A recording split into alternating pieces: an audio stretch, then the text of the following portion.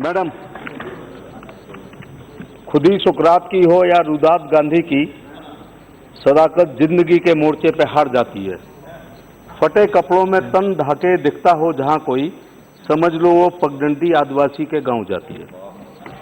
तो फटे कपड़ों में तन ढाकने का असफल प्रयास करने वाले आदिवासी बच्चे बच्चियों के लिए आपने विश्वविद्यालय ला रहे हैं, और वो भी थोड़ा बहुत नहीं, लगभग 900 करोड़ रुपए। इसी को अंत्योदय कहते हैं कि अंतिम व्यक्ति के चेहरे पर मुस्कान आए, शिक्षा आए। और गलतफहमी हम रहे कि उत्तम खेती मध्यम बाद, निश्चित चाकरी भीख निदान। तो खेती को उत्तम समझते हुए स्कूल नहीं गए। फिर किसी ने कह दिया, हमने मान लिया कि पढ़ोगे लिखोगे तो बनोगे खराब, और खेलोगे कूदोगे तो बनोगे नवाब। नवाब बन नहीं पाए और खराब हो गए। अध्यक्ष जी, मैडम, एक हाथ जोड़ के आपसे निवेदन है, विश्वविद्यालय ला रहे हो, वो भी हैदराबाद में ला रहे हो, आंध्र प्रदेश में ला रहे हैं। कृपा करके इस बात का ध्यान रखना कि दूसरा जेएनयू ना बन जाए। कुछ एडमिशन में इस प्रकार की बाध्यताएं जरूर होनी चाहिए कि वहां नारे ना लगें। जवाहरलाल नेहरू जी के नाम पे जो नेहरू विश्वविद्यालय है, उसमें नारे लगते हैं कि अफजल हम शर्मिंदा हैं, तेरे कातिल जिंदे हैं, भारत तेरे टुकड़े होंगे हजार, इंशाअल्लाह इंशाअल्लाह।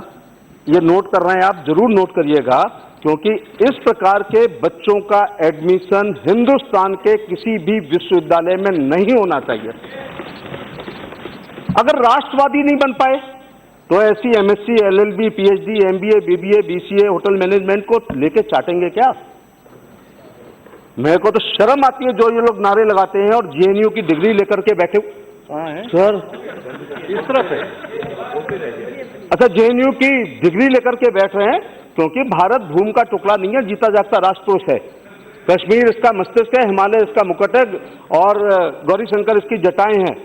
पंजाब और बंगाल इसके मजबूत कंधे हैं, विंध्याचल इसकी कमर है, और नर्मदा इसकी करधनी है। पूर्वी और पश्चिम घाट इसके दो मजबूत जंघाएं हैं, और कन्याकुमारी इसके पैर धोती है। इसका कंकर कंकर पत्थर है, और बूंद बूंद गंगा जल है। हम ये बंधन की भूमि है, अभिनंदन की भूमि है। हम जिएंगे इसके लिए और हम मरेंगे इसके लिए, लेकिन ऐसी जरूर आपको एडमिशन में कुछ शर्तें जरूर लगानी चाहिए। इसलिए सर, मैं आपसे बस यही कहना चाहूंगा, मैं नालंदा, तक्षशिला, बालाभी, रूडी साहब ने कहा था, जगतदला, औंदलपुरी, सबके, विक्रमशिला और तक्षशिला, दोनों के आचार्यों का कि एक उन्होंने सिंह जी गिल जो ये स्थापना की थी, आज वो फल फूल रहे हैं। मैं थैंक यू सर, आपने आज मेरे को सेंट्रल यूनिवर्सिटी बिल पे बोलने का, चलो एक मिनट सर। मंत्री जी, 1827 में आगरा विश्वविद्यालय की स्थापना हुई, और 1823 में Agra college Agra, it was affiliated with Calcutta university. हमारे विश्वविद्यालय में से कानपुर विश्वविद्यालय, साहूजी विश्वविद्यालय कानपुर, चौधरी चरण सिंह विश्वविद्यालय मेरठ, और इसी में से रुहेलखंड विश्वविद्यालय, और इसी में से जौनपुर विश्वविद्यालय, और इसी में से मेरठ विश्वविद्यालय, बरेली विश्वविद्यालय और झांसी बुंदेलखंड विश्वविद्यालय बन गए। हमारे विश्वविद्यालय से 6 विश्वविद्यालय बने, और हम अभी वहीं पर हैं, केवल हमारा नाम बदला गया, डॉक्टर BR अम्बेडकर विश्वविद्यालय। आगरा दलित समाज की राजधानी है, BR अम्बेडकर साहब के नाम से विश्वविद्यालय है, जिनका एटम बम से भी ज्यादा ताकत 3 शब्दों में, शिक्षित बनो, संगठित रहो, संघर्ष करो।